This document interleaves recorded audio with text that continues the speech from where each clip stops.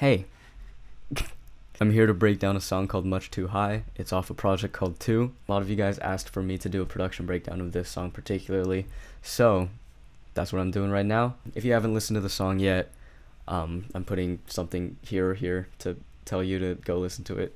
There's a music video, really cool, awesome stuff. Let's go! First thing let's talk about is this guitar.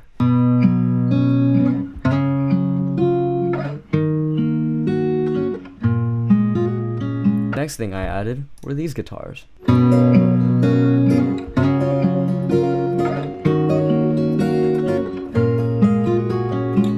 Those guitars were actually on time, and then I shifted it like half a measure, and it was a miracle. It was like I discovered the fucking next inhabitable planet.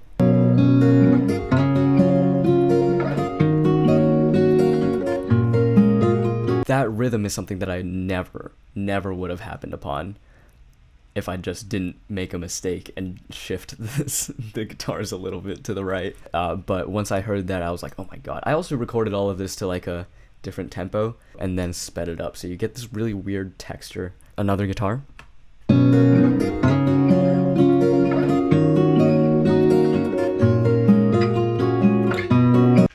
I should really eat lunch.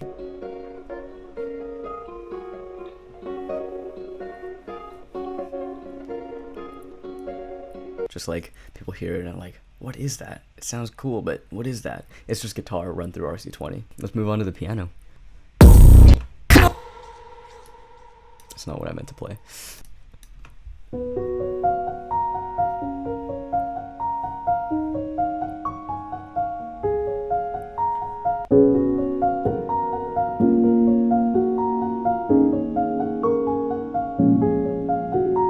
And then there's a piano reverse. This one's cool.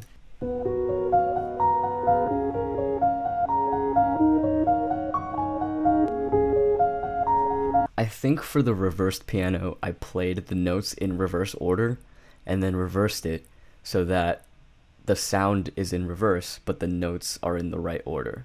Does that make sense? Don't know. So, piano plus guitar.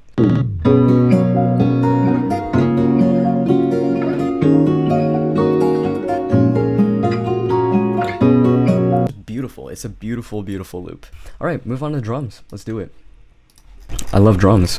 So there's 2 kicks actually. There's one here, and then here's the other one. Together. Also 2 snares. One of them sounds like, other one sounds like, together.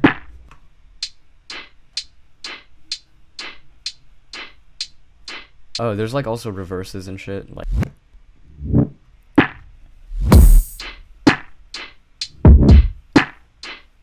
Gets more complicated later.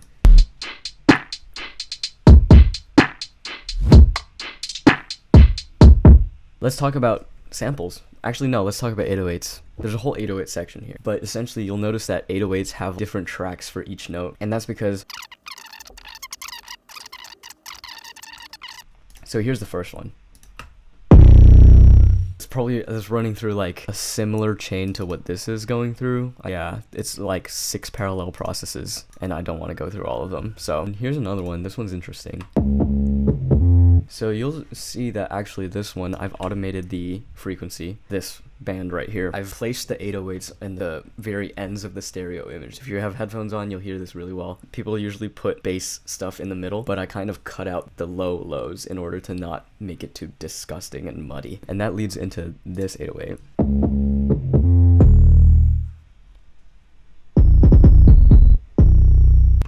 A lot of automation and a lot of detail, and then there's this 808 as well.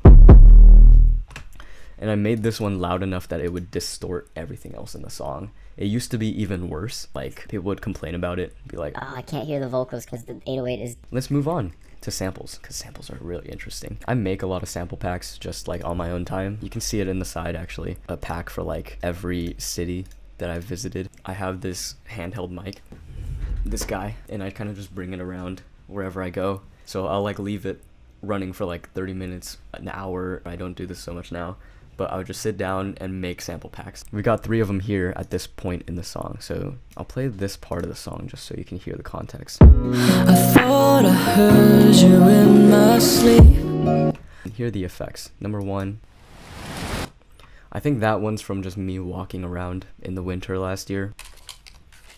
My friends Asher and Lucas used to live in a different spot. I went to their house and just like started playing around with drawers in their bathroom and recording them and then processing them. That's what this is.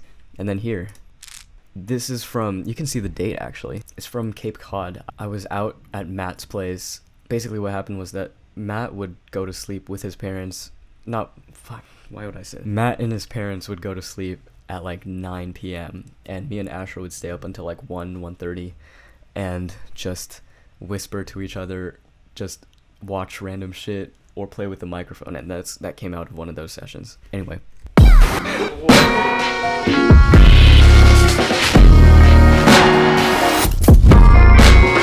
Fucking crazy, dude. That's wild. We'll start with these snares. These hats make a reappearance, these guys. There's some... Those kicks are definitely running through isotope trash. You can see how fucking fat this one is. And then there's another kick. There's a lot of sample work here as well. Kind of solo the samples just so you can hear all of the random shit that I put in this part of the song.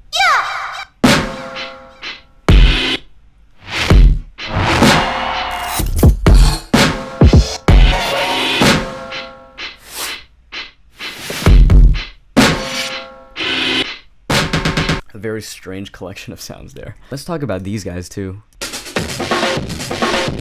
I think I made those with Output Arcade. Back when I had it, I stopped paying for it. It's just like not a good tool, but in context.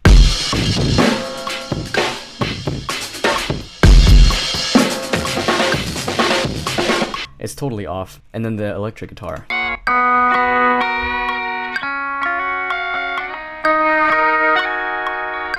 Vocals. I thought I heard you in my sleep, and I could swear you said you were sorry from the corner of my dream. So this is one of the things that I froze. You can't see the processing on it anymore, but I believe it was something along the lines of auto-tune, gate, EQ, soothe, master and compression, and then it's going through this whole chain here. Light compression, this EQ's not doing anything, I don't know why it's there. RVox, de-esser, I don't even know what this shit over here is doing, and then soothe at the end. And then there's backing vocals as well. Confrontation won't assuage it, giving my all for your expectations. And confrontation won't assuage it, I'm giving my all for your expectations. And then I want to talk about these vocals at the bottom here, because these are cool. Going home, but you never felt more alone, right? So these vocals, I actually recorded them in a different key and then pitched them down to get a more authentic type of like formant shifting sound.